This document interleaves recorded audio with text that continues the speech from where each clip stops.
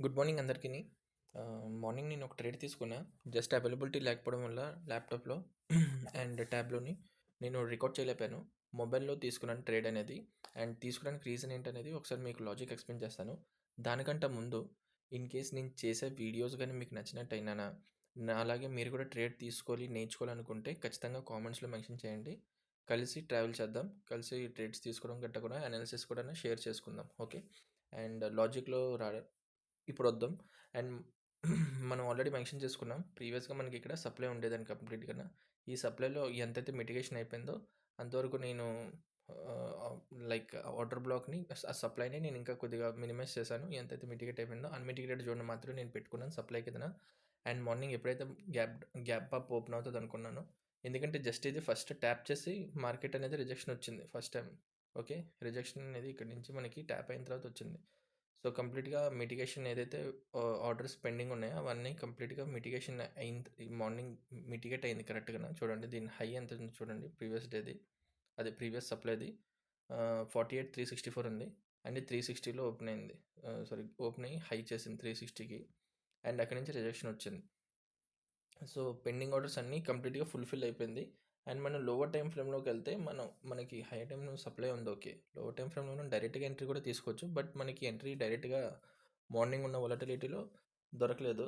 So, నేను correction కోసం wait చేస్తున్నాను. పుల్ బ్యాక్ వస్తే కరెక్షన్‌లో మనం ఎంట్రీ తీసుకొని అక్కడి నుంచి మన టార్గెట్ ఏదైతే ఉందో అది గ్రాబ్ చేద్దామని చెప్పి వెయిట్ చేశా. సో, ఆల్మోస్ట్ మార్నింగ్ మనకి పుల్ బ్యాక్ వచ్చిన తర్వాత ఎప్పుడైతే గ్రీన్ క్యాండిల్ లో బ్రేక్ అయిందో నాకు, సో, ఇక్కడ నుంచి రిజెక్షన్ వస్తదని చెప్పి నేను ఎంట్రీ తీసుకున్నా. స్టాప్ లాస్ పెట్టుకొని 20 పాయింట్స్‌ది. అండ్ టార్గెట్ ఏదైతే ఉందో, ఈ లో ఉంది కదా! ఈ లోని బ్రేక్ చేద్దాం అని చెప్పి ఫస్ట్ టార్గెట్ పెట్టుకున్నాను. బట్ మార్కెట్ ఇక్కడికి వచ్చిన తర్వాత మళ్ళీ బ్రేక్ చేయకుండానే కరెక్షన్ చేసుకొని అండ్ పుల్ బ్యాక్ తీసుకొని మళ్ళీ పైకి వెళ్ళడం స్టార్ట్ చేసింది. సో, ఈ ఈ ఈ ఈ లాజిక్ ప్రకారం అయితే నేను లో బ్రేక్ చేద్దాం అనుకున్నా ప్రీవియస్ లోని.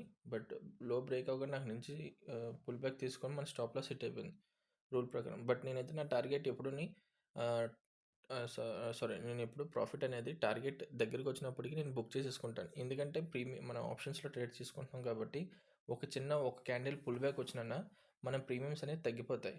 ఓకే. సో, నేను ఇక్కడ ఎగ్జిట్ చేశాను. బట్ నేను తీసుకున్న ట్రేడ్‌కి ప్రాఫిట్ అయితే వచ్చింది గానీ 90% మిగతా 10% నేను అంటే నేను తప్పయ్యాను. సో, కంప్లీట్‌గా ఈ ట్రేడ్ కూడా నాకు ఒక విధంగాన లాస్ అనే చెప్పాలి. ఓకేనా. ప్రాఫిట్ అనేది ఆహ్, నేను జస్ట్ ఎప్పుడు టార్గెట్‌లో నాకు రీచ్ అయినప్పటికి యాక్చువల్లీ ప్రాపర్ లాజిక్‌తో ప్రకారం ఉంటే పెద్ద పెద్ద టార్గెట్స్ అయితే హైయర్ టైమ్ ఫ్రేమ్ ప్రకారం నేను ఖచ్చితంగా హోల్డ్ చేసేవాడిని. బట్ ఇది పూర్ నాకేదైతే ఈ సప్లై వచ్చిందో, ఈ సప్లై డిమాండ్‌ని మిటిగేట్ చేయకుండా డైరెక్ట్ గ్యాప్ డౌన్ ఓపెన్ అయ్యి వచ్చింది. సో, అది కూడా ఒక విధంగా నాకు ఇండ్యూస్‌మెంటే. ఓకేనా. అందుకే నేను దాన్ని ఎక్కువగా హోల్డ్ చేయలేదు. అండ్ ఇప్పుడు ఇక్కడి నుంచి కూడా మనకి నెగటివిటీ చూపిస్తుంది. బట్ దీనికంటేనా ఒక కన్ఫర్మేషన్ 15 మినిట్స్‌లో మనం చూసినట్టయితే, మనం ఆల్రెడీ చాలా రోజుల నుంచి మాట్లాడుకుంటూనే ఉన్నాం. 2, 3 డేస్ నుంచిని. ఈ ఫిబ్ లెవెల్స్ పెట్టుకుంటే మన లోవర్ హై నుంచి లోవర్ లో వరకు ఫిబ్ లెవెల్స్ పెట్టుకుంటే మార్కెట్ ఇంకా డిస్కౌంట్‌లోనే ఉంది. సో, ఇదే ఇన్ కేస్ ఈ సప్లై అనేది మనకి ప్రీమియంలో ఉండుంటే నేను స్ట్రాంగ్‌గా హోల్డ్ చేసి ఉండేవాడిని. అందుకే నేను ఇక్కడ ఎగ్జిట్ చేయడానికి రీజన్ చిన్న చిన్న టార్గెట్స్ తీసుకోవడానికి అదే మెయిన్ రీజన్ ఇక్కడ. ఓకే. సో, డిస్కౌంట్‌లో వెళ్తదని చెప్పి నేను అనుకుంటున్నాను. సారీ ప్రీమియంలోకి వెళ్తదని చెప్పి నేను అనుకుంటున్నాను. ఆ ఉద్దేశంతో ఇన్ కేస్ నేను ట్రేడ్ తీసుకోవాలనుకుంటే బుల్లిష్ సైడ్‌కి ఆహ్, లైక్ ఈ ఇండ్యూస్‌మెంట్ బ్రేక్ చేసిన తర్వాత ఈ సప్లై అనేది హోల్డ్ చేసి ఇప్పుడు ఈ సప్లై బ్రేక్ అవ్వాలి. బ్రేక్ అవ్వాలంటే లాస్ట్ డిమాండ్ ఏదైతే ఉందో అది హోల్డ్ చేసి దాన్ని బ్రేక్ చేయాలి. ఇన్ కేస్ మన కంటిన్యూషన్ డిమాండ్ గాని బ్రేక్ అయిందంటే మనం ఇక్కడ ఫెయిల్యూర్ బయర్స్ ఏదైతే వచ్చారో ఈళ్ళది ఇక్కడ ఫెయిల్యూర్ అని చెప్పి మనకి అర్థమవుతది. సో, ఈ లో బ్రేక్ అవుతదప్పుడు. ఓకే. సో, ఆ లాజిక్ ప్రకారం చూస్తే నా కంటిన్యూషన్ డిమాండ్ యాహ్! నా కంటిన్యూషన్ డిమాండ్ ఇక్కడే ఉంది. 937 క్యాండిల్ ఏదైతే ఉందో అదే నా కంటిన్యూషన్ డిమాండ్. బట్ ఆ కంటిన్యూషన్ డిమాండ్ బ్రేక్ చేసి మార్కెట్ పైకెళ్ళిన తర్వాత ప్రాపర్ ఒరిజిన్‌తో మిటిగేషన్ అయ్యి అక్కడి నుంచి ఫాలో అవ్వడం స్టార్ట్ అయింది. సో, అలాంటప్పుడు నేను ఇక్కడ ఎంట్రీ తీసుకోవాల్సింది. నేను తీసుకోలేకపోయాను. బట్ చెప్తున్నా నార్మల్‌గాన ఇక్కడ ఈ రెడ్ క్యాండిల్ లో ఎప్పుడైతే బ్రేక్ అయిందో నేను అక్కడ ఎంట్రీ తీసుకొని స్టాప్ లాస్ ఈ స్వింగ్ పైనే పెట్టాలి. సేఫ్ స్టాప్ లాస్ అయితే. బట్ మనం ఆల్రెడీ ఇక్కడ స్వింగ్ స్టాప్ లాస్‌లో గాని, లేదంటే ప్రీవియస్‌గా రిజెక్షన్ క్యాండిల్‌లో 50% అయినా పెట్టుకున్నాను. ఈ విధంగా పెట్టి ఫస్ట్ టార్గెట్ అయితే ఈ లోని బ్రేక్ చేయడం. ఓకే. 150 పాయింట్స్‌కి. ఈ విధంగా ట్రేడ్ తీసుకోవచ్చు. In case selling side interested అయితే. చూద్దాం టార్గెట్ హిట్ అవుతదో లేదనేది.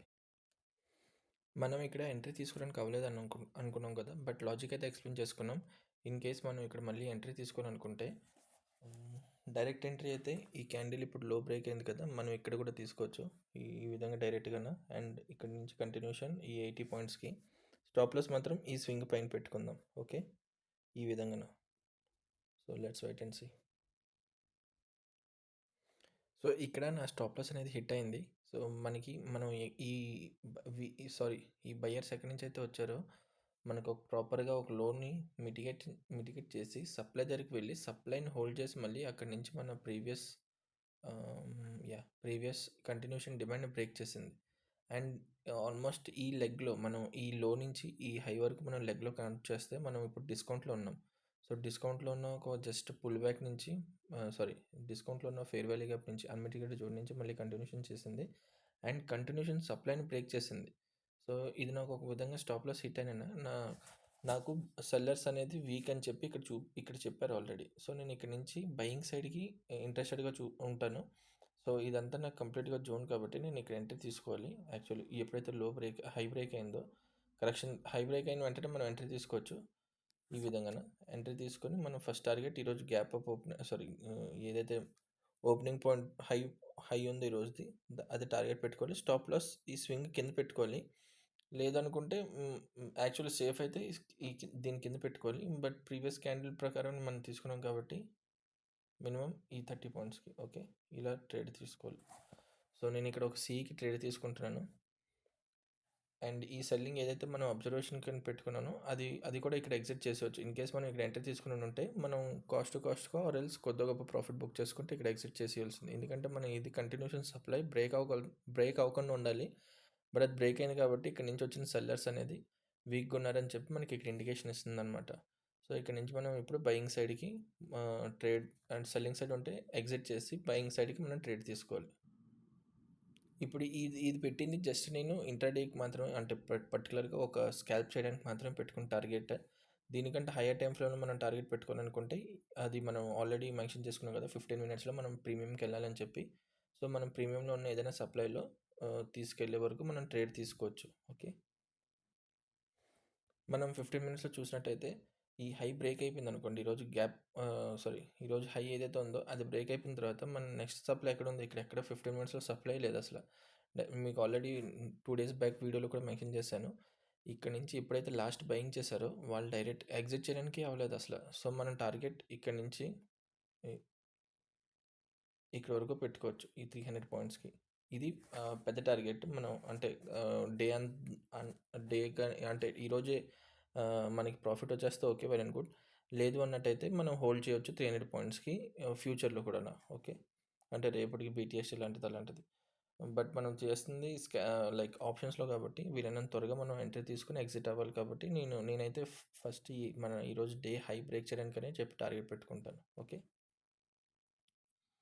సో, ఫైనల్‌గాన మనం ఇక్కడ టార్గెట్ పెట్టుకునేది ఏదైతే హై ఉందో అది బ్రేక్ అయిపోయింది. అండ్ మనం లైక్ ఇంకా ఎక్కువ పెద్ద టార్గెట్ కోసం మనం హోల్డ్ చేయొచ్చు. ఈ 300 పాయింట్స్ కోసం. ప్రెజెంట్ అయితే ఆల్మోస్ట్ 150 యాహ్! 100 పాయింట్స్ ప్లస్సే వచ్చింది. బట్ నేను ఇక్కడ ఇంటర్‌డే ప్రకారం ట్రేడ్ చేస్తున్నాను కాబట్టి నేను తీసుకున్న ఈ 4 ట్రేడ్స్‌లో సారీ 2 ట్రేడ్సే తీసుకున్నా. ఇక్కడొకటి, ఇక్కడొకటి. ఇప్పుడు ఈ థర్డ్ ట్రేడ్ ఇక్కడ నేను తీసుకున్నాను. సో, 3 ట్రేడ్స్‌లో ఆహ్, ఒక ట్రేడ్‌లో స్టాప్ లాస్ హిట్ అయింది. 2 ట్రేడ్స్ నాది సక్సెస్ అయింది. అండ్ వ్యూ అయితే ఆల్రెడీ మీకు మెన్షన్ చేశాను. సో, ఇదే ఈ రోజుకి. Thank you.